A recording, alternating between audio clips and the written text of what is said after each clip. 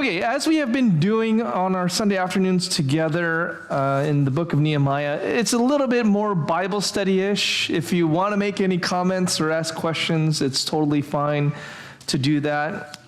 This is something where I think we need to know some of these basic concepts about theology and about Christianity.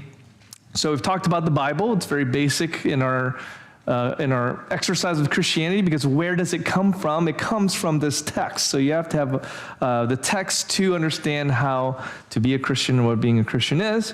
Then we talked about God for a couple weeks, and of course, we could spend weeks, months, years, eternity just on the attributes of God and who He is. But hopefully you got a flavor of that. That's why we're limiting ourselves to a certain degree to the book of Nehemiah 9. Today we're going to go a little bit outside of it, and you'll see why. But for the most part, we want to understand, we want to just take a snapshot from here, because if we go into any of these subjects, really, the entire Bible, we will be here for months, years, and you can do that in your own study. But I just want to get your feet wet, get a discussion started. Now, today and for maybe a few weeks, we're going to take a break for Christmas, of course. We're going to study 3 different subjects, but they're really closely interrelated. And we'll see them here in Nehemiah 9. But the fancy words would be anthropology, hamartiology, and soteriology. Those are all Greek words. The English is simple: the study of man, the study of sin, and the study of salvation. So the fancy words, anthropology, hamartiology, soteriology, but really we're going to talk about man biblically, sin biblically, and salvation biblically. Here's what I'm going to do. I'm going to go through Nehemiah 9, and I'm going to point out the different characteristics and activities of people in the book of Nehemiah. All right, are you ready for this? So Nehemiah 9:10 says that the Egyptians and the Pharaoh acted arrogantly against our fathers. Oh, I'm sorry, verse 2. I've skipped ahead here. Verse 2. The Israelites separated themselves from all foreigners and stood and confessed their sins and the iniquities of their fathers. In verse 10, the Egyptians and the Pharaohs acted arrogantly against the Israelites. Verse 15, you gave them bread from heaven for their hunger and brought water from them out of the rock for their thirst. So there's the characteristics of hunger and thirst. 20 through 21, you gave your good spirit to instruct them and did not withhold your manna from their mouth and gave them water for their thirst. You sustained them in the wilderness. They did not lack and they lacked nothing. Their clothes did not wear out, and their feet did not swell. So there's some physical needs. Man is a being that has physical needs that God meets. In verse 16, you have this statement, but they and our fathers acted presumptuously, stiffened their necks, and did not obey your commandments. They refused to obey, were not mindful of the wonders you performed before them, but they stiffened their necks. Okay, so there's some verbs associated with the people. Verse 18, even when you had made for themselves a golden calf and said, this is your God who brought you out of Egypt, and had committed great blasphemies. So they committed great blasphemies. Verse 26, nevertheless, they were disobedient and rebelled against you and cast your law behind their back and killed your prophets who had warned them in order to turn them back to you. And they committed great blasphemies. So you have disobedient, rebellious, murderous, blasphemous. Verse 28, you have, but after they had rest, they did evil again before you. You abandoned them into the hand of their enemies so that they had dominion over them. And so you have that they did evil. Verse 29, you warned them in order to turn them back to your law, yet they acted presumptuously, did not obey your commandments, sinned against your rules, which if a person does them, he shall live by them. And they turned a stubborn shoulder and stiffened their neck and would not obey. So presumptuous, disobedient, sinful, stubborn, stiff-necked, disobedient. Verse 33, yet you have been righteous in all that has come upon us, for you have dealt faithfully and we have acted wickedly. Our kings, our princes, our priests, and our fathers have not kept your law or paid attention to your commandments and your warnings that you gave them, even in their own kingdom and amid your great goodness that you gave them, and in the large and rich land that you set before them. They did not serve you or turn from their wicked ways. Behold, we are slaves this day in the land that you gave to our fathers to enjoy its fruit and its good gifts. Behold, we are slaves. So they're wicked, disobedient, neglectful, did not serve, it says wicked again, and they are slaves. These are the descriptions of man in Nehemiah 9. Generally speaking, what is the picture here? It's very positive. Not at all. I mean, you captured it many, many times over. Again, there's a reason we're in Nehemiah 9. It just does a good job of painting these pictures of God and of us, of God's dealings with humanity. And it's all a little snapshot of humanity in general, and humanity since the dawn of time, practically. So when we talk about anthropology, study man and the study of sin and the study of salvation, they go together because we see a very clear picture that man is in trouble, that man has a problem, that despite the greatest efforts of God to provide for us, despite the very clear truth that we are dependent creatures, we need food and water, for example, yet we will be murderous, blasphemous, rebellious, disloyal, stubborn, disobedient, dismissive, presumptuous against God. Where does that come from? Why are we like that? It's not just the Israelites, but all of humanity. So what we're going to do today is we're going to talk about anthropology, which is just human nature, humanity. Where did we come from? What are we like?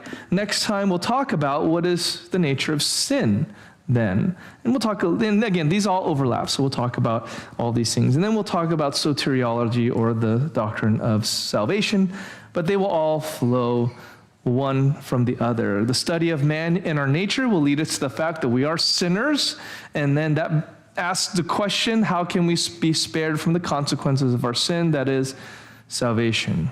Now, this part of it will have to go back to Genesis 1. In order to understand mankind, in order to understand ourselves, we need to understand where we came from. So all the way back to the beginning of your Bible is Genesis chapter 1. Now, I'm of the mind, and this is a conviction at our church, that we think that Genesis happened, that these are real events, real people, and that the activities and actions that occurred here are real because they explain the very real sin nature that we all possess and human nature that we possess. Others might have a more allegorical view and all of those things, and I think it's hard to jive that with really believing where our sin nature comes from, but if you happen to have a difference of mind about it, that's okay. You're still welcome at our church, but just know that it is a teaching perspective and my own conviction that these things happen as they lay. Of course, Genesis 1 talks about the creation of everything, the universe and everything in it. We talked a little bit about that this morning, but let's jump ahead to the creation of man, and that's in verse 26, Genesis 1:26. Then God said, "Let us make man in our image, after our likeness, and let them have dominion over the fish of the sea, and over the birds of the heavens, and over the livestock, and over all the earth, and over every creeping thing that creeps on the earth." So God created man in his own image. In the image of God he created them. Male and female he created them. And God blessed them, and God said to them, "Be fruitful and multiply, and fill the earth and subdue it, and have dominion over the fish of the sea, and over the birds of the heavens, and over every living thing that moves on the earth." And God said, "Behold, I have given you every plant yielding seed that is on the face of the earth, and every tree with seed in its fruit. You shall have them for food." So here we get a picture of the creation of man, and it is a special creation that is unlike the animals and other creatures of the earth. The other creatures from days 4, 5, and earlier part of 6, it's almost like things sprout. The language is like the creeping things and the things in the air and the waters. They just kind of sprout out of them, and they swarm or team And it just happens. God just says it and it happens. But with man, in Genesis 2 gives a more specific account. It's not a second creation, but it's a specific account. It says that when God created Adam, he created him out of the earth and gave him the breath of life, and then created Eve out of his rib once there was no comparable creature to be his companion. So Eve is created exactly unlike also all the creatures and animals, and unlike Adam, she's created from Adam, and it says something about their unity and their oneness in terms of nature. We'll get to that in a minute. So let's ask ourselves, what is man in his nature? What is he? Who is he like? And the text uses a phrase that he made them in his own image. The Latin is imago Dei, if you've ever heard that phrase before. Imago Dei, that just means the image of God. What does that mean? Now, theologians and pastors, they have debated this over and over throughout all the centuries and millennia. There are some things they agree on, some things they don't agree on. So let's try and carve out a little bit of an understanding of what it means to be made in the image of God. The first thing we want to say is that we are a created being. We are like God, or are modeled after God. What does that mean? If we're modeled after God, if we're an image of God, what has to come first? The image. So God is God. God is the creator. We are forever and always a creature, meaning that which has been created. We are in the image of something. That means that this thing has existed before us. You can't make a copy of nothing, right? So this is the image of God. That means God is before us. So one part of this we have to also understand is that we are always going to be a creature that is somehow reflecting the characteristics of God. Here's a short list, okay? Part of this must mean that we are personal beings. That is, that we are self-conscious, self-aware of our existence, that we are spiritual beings, that we are eternal beings, that we have rationality, that is a decision-making capacity that matters. That the decisions that we make, they matter, and we're responsible for them. We have a relational ability. We have cognitive abilities, like language, or especially language. We have morality. We have creative ability. And there's a sense in which we can possess some of the characteristics of God. So when it comes to the characteristics of God, there are what are called communicable attributes and incommunicable attributes. Incommunicable attributes of God are the things that God is that we cannot ever think to be like. That we are never going to be as him. So, what's an incommunicable attribute? Okay, here's one. All right. So there's a term, this is a big one actually. It's aseity, right? It's A-S-E-I-T-Y, aseity. And that's the idea that God is complete in himself. He needs no one or nothing, right? He is independent. We are dependent. Yeah, Kyle. How do you say it again? It's aseity, A-S-E-I-T-Y. Yeah. So that's the idea that he exists completely independent from anyone or anything else. I depend on God, right? I need God. God doesn't need anyone or anything, correct? So that's an incommunicable attribute. Like, I am not ever going to be like God in his aseity. But many of God's attributes are communicable, meaning I can possess them, understand them, be them, like holy, righteous, just, merciful, kind, loving. Those kinds of communicable attributes of God, I can possess and I can live out, and you can see it in my life. So that's kind of what communicable means, is that they are things that I can also, take upon myself and show to others. So God has, we have, in being made in the image of God, certainly this ability to have some of his communicable attributes. Another way to put this, and this is probably a better way than I just said it, this is from Wickham in The Early Earth. He says, only man is self-conscious as a person, is able to exercise choice and have purposes and goals in life, possesses an emotional capacity for sadness and joy, appreciates art and music creatively, can imagine and then manufacture real tools, can be truly educated rather than merely trained, can use oral and written symbols to communicate abstract concepts and thereby enjoy fellowship, can accumulate knowledge and attain wisdom and move beyond what he was, making and seeing progress, can discern right and wrong and suffer from an offended conscience, can be held accountable for his deeds, reckoned guilty and judged, and can recognize the divine authority of his creator and honor him properly. So maybe another way to put this is that the things that animals are not, and the things that I cannot be like God, like a deity, almost everything else, that's what man is. So sometimes it's easier to deal in, what things man is not than what man is in terms of what it means to be the image of God. But it bears thinking about and repeating, because there's going to be later on in the Bible this idea that we're still made in the image of God even after sin enters the world. So despite sin kind of messing up the image, we are still made in the image of God, and Noah's going to be told that there's a death penalty for murdering someone who's made in the image of God. And the reason that there's a death penalty is because you killed someone made in the image of God. That's the basis for that punishment.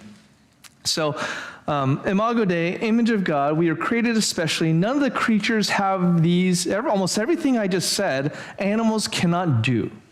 Not in the capacity that we're talking about. Yes, like I've seen the elephant that can paint drawings, but they don't do that in the wild. You train them to do that. They don't naturally do that. And it's arguable whether it is appreciating art for art versus just, I get a treat when I do this. Does that make sense? Like, there's not really a way to know what their motivation or thinking is. I'm not saying your dog is not super talented and well-trained and very, very smart, good dog, but we have to admit that there has so far been no creature that we have encountered on the face of this planet that is anywhere close in these abilities or likeness. So it always strikes me when you have these organizations like PETA and all these groups. I agree with them that you should not be cruel to animals because of what we're going to talk about in a minute about the dominion mandate. But on the other hand, to equivocate that humans are just sophisticated animals or more highly evolved animals is to, in a big way, tear up what the Imago Dei is, what being made in the image of God is. Animals, for all their vivid illustration of God's creativity and wisdom, they are not made in the image of God. They are not like people. So I know it's tough. You watch Bambi or some cartoon and like, oh yeah, they're just like us. Or you watch your own animals, oh, just like me. They're not. I mean, you are, I hope you know that. You are something much more beyond. Boy, I'm going to get in trouble with the dog lovers in here, I guess. I love animals, don't get me wrong. Yeah. Okay. Another thing that sets man apart is the dominion mandate. No other creature is given these commands like be fruitful, multiply, and subdue the earth, have dominion over everything in it. Man's first job was to, and you could say it this way, the universe is centered around humanity. The world is centered around humanity. It is created for humanity. We were the intended object of the focus and purpose and design of the creation is for us to enjoy, for us to exercise dominion over, for us to fill. And no other creature gets that kind of job. And within the dominion mandate is this attitude and idea to for everything to be under our care. Dominion has a dictatorial kind of sentiment to it, like we are to be dictators over the earth. But the better kind of understanding of it is that we are the caretakers of it. Now, again, that's where you got to have kind of a balance of understanding. There is a reason we have a sort of natural feeling about preserving gardens and seeing beautiful things grow than destroying it, generally speaking.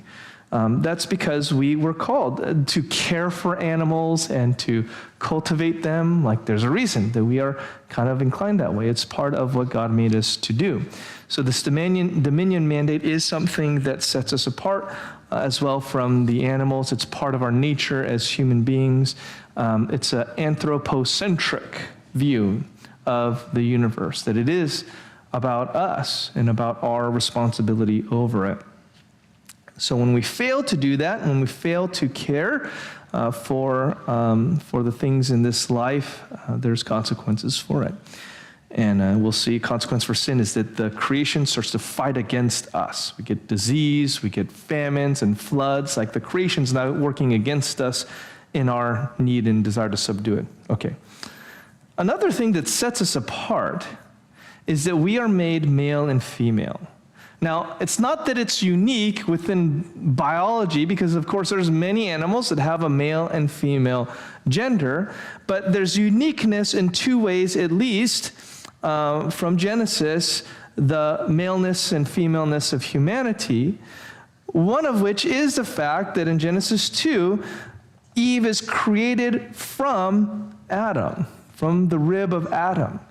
No other animal, and not even Adam himself, was created in this unique way. And again, it speaks to the oneness of flesh. There's something different. Yes, when animals have babies, right, in the normal biological way, it is kind of miraculous. Life is miraculous. But that's a physical kind of miraculous thing, that we create life like this. Just all of a sudden, there's bunnies all over our lawn, okay? But there's something unique in human beings coming together, one man, one woman for life, is that there is a unity. They shall become one flesh, Genesis 2:24 says. So there's a uniqueness when one man and one woman, one male and one female come together and honor the Lord in marriage and having kids and all that there is something unique that happens there that is different than the animal kingdom. The second thing, and it's not exactly here, but it's quoted multiple times in the Bible, in the New Testament, especially in Ephesians 5, is that the union of a man and a woman together is a picture of Christ and his church. So that is another thing that makes maleness and femaleness within humanity unique and special, is that it is a picture of Christ and his church ultimately. Which is why we have to say that it is unnatural, both biologically, for marriage to be, or for this union to be like a man and a man, or a woman and a woman, but spiritually as well, because it is supposed to be a groom and a bride. Christ and his church, not Christ and Christ, church and the church. No, the picture gets messed up unless it is one man and one woman together in marriage for life. So that is unique also about humanity and how we were made. And of course, both male and female are somehow imaging God. So male and female, he created them. So he made them in his image. So something about men is very image of God-like, it reflects the image of God, and something about women is also something that reflects the image of God. Alan, do you have a question? Yeah. Yes, sir. So logic is right. Females came from male, right? So basically, females have everything that male have, male don't have everything. So it doesn't have everything that females, because they change. Well, what's interesting, say genetically, right, is chromosomes, right? A man is XY and a woman's XX. For example. So, I mean, there might be some of a logic, let's say, there in that. It happens to fit, a biblical paradigm. I don't know if that exactly exemplifies what you're trying to communicate. Yes, I thought that was the logic. Is it, you come Yes and no. Yeah, yes and no. I mean, you know what? We got to talk to a biologist in Genesis to see if that's actually true. Maybe it is true. But I know, like, say the chromosomes, right? Like XX, right, is female. XY is male. So like a male has X and Y. Female does not have Y. So is that kind of your point? Okay. All right. Fair enough. That was high school biology. You get any more complicated, you got to talk to Catherine, because that's what her degree is in. Okay. All right. So we have man here. He is made in the image of God. He has his mandate to subdue the earth and exercise dominion over it. It's a good deal. God gives all the food of the whole planet. It's yours. Every fuzzy, cute creature, and even the big scary ones, all of them, they're going to be under your dominion and mandate. It's fantastic. It's wonderful. It's everything you could want. How could you ask for anything more? Right? I mean, truly, it is not enough. Why is it not enough? Well, God gives this command to Adam and Eve.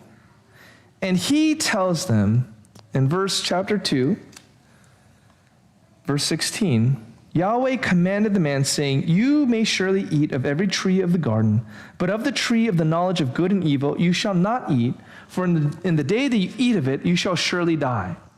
Now, technically, there's been many commands already given. It's not like there's just one command in all of the creation for humanity. They've been given a command to be fruitful and multiply. They've been given a command to exercise dominion. They've been given a command sort of to eat and so on. So it's not like there hasn't been any commands. But this one, you could say in some way that those are natural commands. They're going to do that anyway, right? They're going to do this. They're going to be fruitful and multiply anyway, right? It's just Adam and Eve, okay? They're going to be fruitful and multiply anyway. To command them to do it is almost redundant. To eat, yes, they're going to do it anyway. So commanding them to eat, to subdue the earth, maybe more of an argument that they needed to be explicitly told that, and yet they are the most sophisticated beings on the planet, far surpassing, and Adam knows it because he went through all of them, and there was no one like him. So he knows that he is beyond every single one of these creatures. So even the dominion command is sort of a natural one. It's gonna happen anyway. This command is the unnatural one. This one is the one that's set apart from the others because now this one, you might think, because it has a fruit, like all these other ones I told you to eat from, that you can just eat of it. But actually this one, you cannot eat of it. It is a tree of the knowledge of good and evil. Now my own my own thought about it is that it was just a normal tree with normal kinds of fruit. I know we typically imagine an apple, but it doesn't say, just a fruit. Some might say that this is some kind of almost like a mystical or magical tree. I think it was a normal tree. You know what makes it the tree of the knowledge of good and evil? Because to eat from it is to do wrong. And as soon as you do the wrong, you know you've done the wrong. So now you know good and evil. That's all. I think the only thing that makes it a tree of the knowledge of good and evil is the fact that if you eat from it, you're going to know evil because you just did it, right? So that's my thought about it. Maybe it is something, has its own power or something like that, but I think it's just a tree. But if you eat from it, you will surely die. You will know evil. So there's a penalty associated with it. Don't do it. What this really represents is man's dissatisfaction with not being God. In other words, we can talk about this a little bit more when we talk about sin, but you could say at the essence of our nature as human beings is the awareness, because you're made in the image of God, that you are not God. It makes sense? You know you are not God. Except for a couple crazy people here and there that think they're God, you know you are not God. And in that awareness of not being God, everything can be going your way, but there's still the thought, I am not God.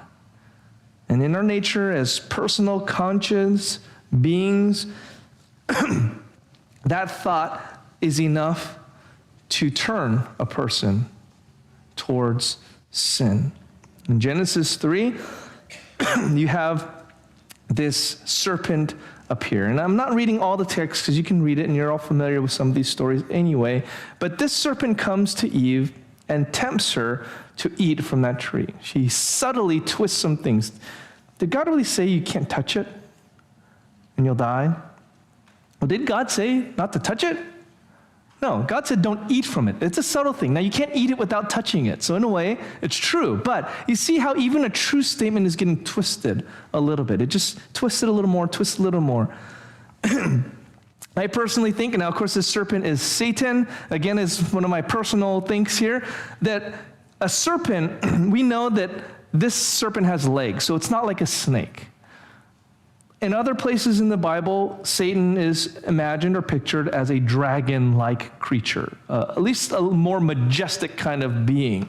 I think actually that the reason that Eve was tempted by this, it wasn't like just a talking-legged snake, which is you just call a lizard, but rather something more majestic, like a dragon, something that looked like a dragon, something more impressive, and therefore when God gives the punishment of you shall crawl on the dust, well, if it's a dragon, and I know we're getting deep in the weeds here, but you know, if it's something that can fly, if it's something that can exercise a lot of, of awe, and even intimidate people as dinosaurs could or did do, then to be condemned to just crawl on the ground in your belly is quite a humbling thing. So that's where I go with that. It introduces also an interesting thought that sin has occurred already.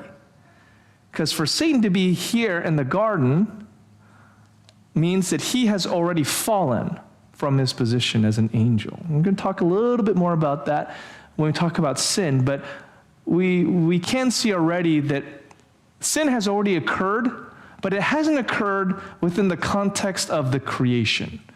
Remember, the creation is man-centric. It's about humanity, from the uttermost ends of the universe to the other end, if there is even an end to it. And everything happening on the earth, it's about mankind. So Satan's sin, whatever realm that happened in, or whenever it happened, it did not affect this creation, because this creation is about man, not about the angels. In any case, Satan has fallen, and he is tempting Eve, but it's something already in her heart. She's already thought about this. It's already compelled her, because it says, when she saw that the tree was good for food, and that it was delight to the eyes, and that the tree was desired to make one wise, she took of the fruit and ate, and she gave some to her husband. So there it is, in something as simple as eating a fruit from a tree they were forbidden from, they have the knowledge of good and evil, because they have committed evil.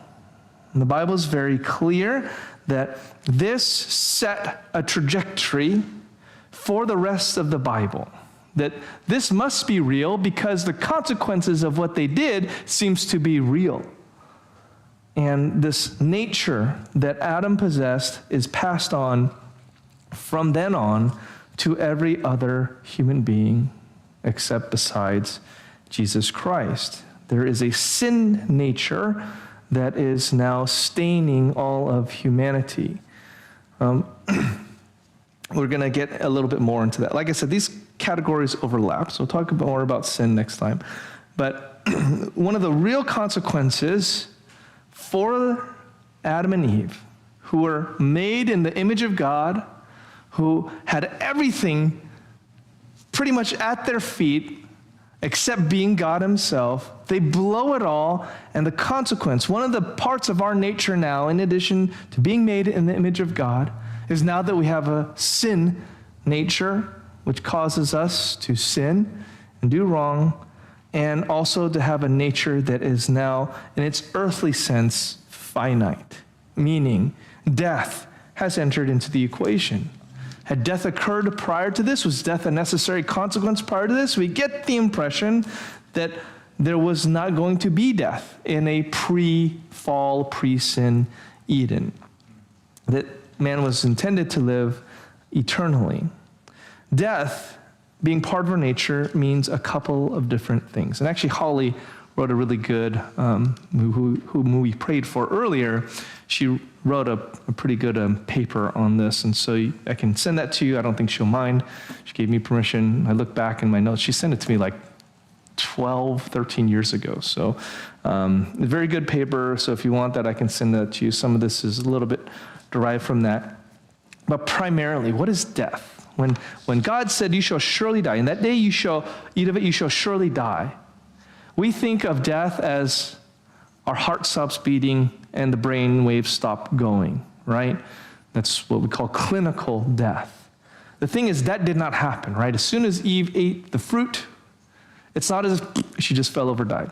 And then Adam, because then Adam, what would he have done? He said, no, forget it, you know. I got more ribs.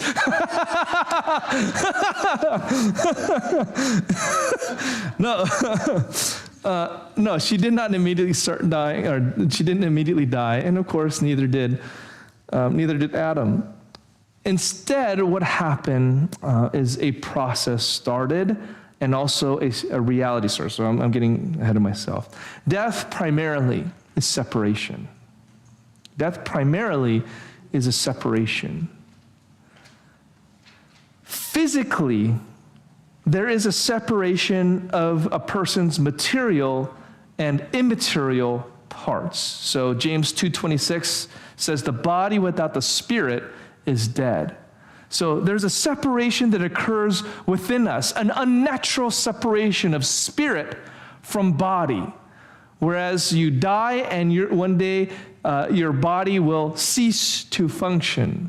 You still have an immaterial part of you that is supposed to be in this conjunction, but sin has caused this, violent tear between your spiritual or your material self and your immaterial self. So death is a separation, and that physical or material separation is when your body dies. So in one sense here, as soon as they sinned, a countdown timer started where their body was going to expire, and there'd be a separation of the material and immaterial parts of Adam and Eve, and there'd be that kind of death. But of course, there's a spiritual separation. In that moment when she took the bite of the fruit, a spiritual gap which you cannot see with your eyes opened up, a chasm too wide to cross between God and Eve, God and Adam.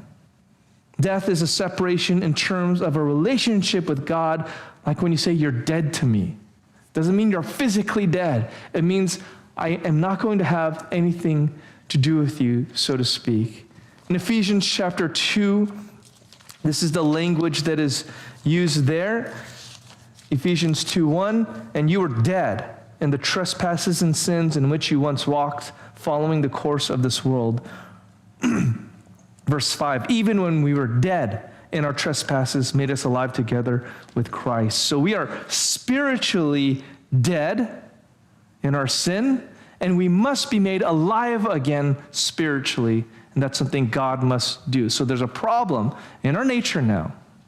We've got two problems. We've got a separation from God, and even within ourselves, we have a separation of our material and immaterial. Our bodies are going to expire. These are the consequences of sin. This person's spirit is eternal, but your body experiences the consequences through death and dying. So ultimate death, ultimate separation will happen at the end of the age, where the unsaved will be eternally separated from God. Revelation 26 talks about the second death. The second death is the one where a person will be returned, material and immaterial, at this final resurrection of all people, only so that the person can be in whole, condemned for eternity and separated from God. This is incomprehensible what that could mean. It's you cannot imagine it. The kind of existence it must be to be separated from God. Yes, we think of lake of fire, torment, burning, all that stuff that is physically, painfully bad. If you've ever, burned yourself or anything like that, you're aware of how terrible that must be, and then extend that for eternity. But the harshest cruelty of hell is the separation from God. The God that you're made in the image of, it only seems like a punishment if you can really fathom and comprehend who God is. And I think, in a sense, there will be this awareness for those in hell of the fact that they were made in the image of God. And they had, in a way, in themselves, the awareness and therefore the lack of an excuse to submit themselves to God, when all they had to do is look at how they were wonderfully, fearfully made. How they could look at their creative power, their consciousness, their creativity, all those things. There's no one out there who's going to have an excuse if they had any kind of self-awareness and self-understanding to say that there is a God. And they will have no excuse. They will be aware of who God is and then be forever aware of how separated he is. So death is a part of our human nature now. Both physical death, where we have a separation, material and immaterial, the spiritual death in our sins, we're relationally dead to God, and for those then who do not place faith in Christ, in eternal separation from God for all time and eternity. That's a part of our nature. We are that. Every single human being, again, except for Christ, who's ever lived, that describes us. We're made in the image of God. We have these wonderful communicable traits of who he is. Even with sin, we still see in us, in others, even non-Christians, Christians, doesn't matter what religion, you see the image of God in them. It's beautiful and wonderful. It points to him. But the tragedy is that just the same way everyone has that imago Dei, we also have this sin nature that's been passed on to us from Adam, whereupon we do things that we ought not to do, where we take for granted what God has done for us and treat him as if he is a side quest, side mission in our life, rather than the main focus and purpose of it. That if we cannot be God, we're going to kill God, we're going to deny God, we're going to set God aside, we're going to forget God. And that is a part of every person on the face of the planet. It's part of their nature. And because of that, we are in doom and darkness and judgment. This is why you can look out in the world and in the same, you're scrolling through. I don't have a lot of social media. This is why you can scroll through it, and in one swipe you can see something really cute and funny, right? And then the next one, war and death and destruction. I don't know if you've ever had that kind of cognitive dissonance, when you're just scrolling through something. It's like, oh, beautiful, wonderful pictures of humanity and all the joy and blessing, and then the next is bodies and war and death. That's us. The good things are parts of the image of God. The bad things are our sin. What do we do about this? The answer is, what can you do if that's a part of your nature? See, like computers running a program, they can't run outside of their software or their hardware. They can only do what they can do. We've been wired, it says in Scripture, to sin against God. David said, in sin, my mother conceived me. So even from the womb, we've been hardwired with the sin nature. And yet you can't blame God, because when you sin, you're like, at least once, you sinned, and you're like, yeah, I really wanted to do this. You couldn't have convinced me otherwise. I really wanted. It only takes one time to make you a sinner. Like, how many lies do you need to tell before you're a liar? How many people do you need to murder before you're a murderer? It's one. Is there one time where you sin? It really, sin nature or not, I really wanted to do this, and I know it was wrong. Like, okay, then you're a sinner. That's why we need to have an understanding of soteriology, of salvation. If we can't save ourselves, then what must happen? God must save us. That's the gospel message. That while we were dead in our sins and trespasses, Christ died to forgive us our sins. You see, he suffered those separations, those judgments and penalty and punishments for our sin. The physical death, he suffered it. The spiritual agony of, my God, why have you forsaken me? And he even went to hell to proclaim freedom to the slaves who were there, the souls. I mean, whatever, there's kind of like weird picturesque language in that, but it's not that he went to hell to suffer in it, so to speak, but he went to proclaim good news. He went to proclaim freedom. So he experienced what we should experience, but he overcame them all. So if you want to overcome the consequences of sin, you must believe in the Savior, Jesus Christ. So that is very brief in a nutshell, our nature, our human nature and who we are, and all of its greatness and glory and all of its sin and suffering. Our human nature is the why of almost everything awful that's happening on this planet. It goes back to Genesis 1, 2, and 3. So, any questions? Okay. That all the crazy, horrible things in nature are also from the fall, like parasites and cannibalism, and the fact that so many animals eat each other alive. Yes. Yeah. So I think that natural sin is also a result of the fall. And so you have in 1 Corinthians that the creation groans for the revealing of the sons of God. And, oh boy. I don't know if I'm going to find it right now, but there is a sense where the creation groans under the weight of the sin that we as human beings have brought into it. And I think that would include natural sufferings, and disasters like famines, plagues, animals killing each other and all those things. Actually, I think it's Romans, but I'll find it for you later. Romans 8, thank you.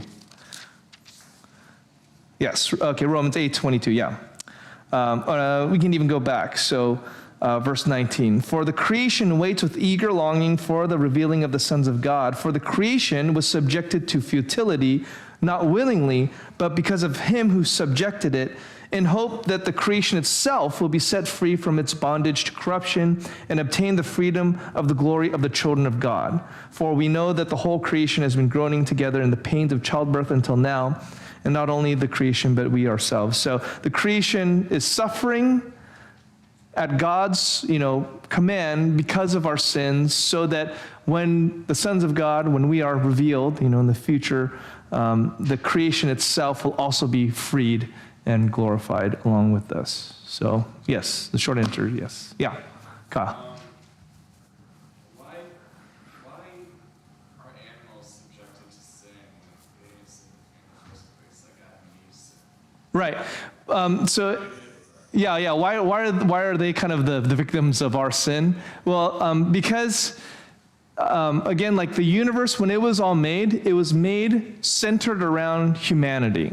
So we are the pinnacle of the creation, and we were supposed to take care of the world, right? And the universe, if you want to even say that. So when we sinned, the purpose for which the creation was created is tied to us. So when we sinned, now the creation is also suffering. So for example, in Genesis 3, God curses the ground. And now he says it's going to produce thorns and thistles. So it's like your sin has corrupted even the ground that you walk on.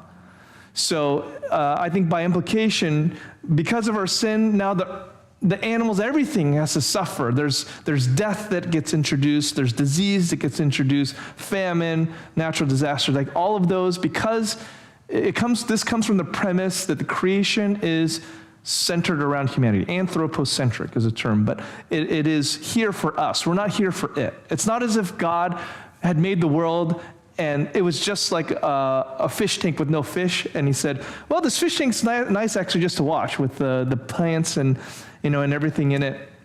But I think this would look nice with like fish in it. Or, it's not the afterthought was putting people on it. It's the whole creation exists for the people. So we're created last because it's in a way like for us, like being prepared for us. And so since the creation is anthropocentric, we sin, we get corrupted. Now everything's corrupted and messed up. So it's our fault. So the reason there's animal suffering even is our fault. We're supposed to exercise dominion over them, like a loving care over it, but we're sinners. And so we just brought a whole big mess to everyone. Poor animals got to suffer too.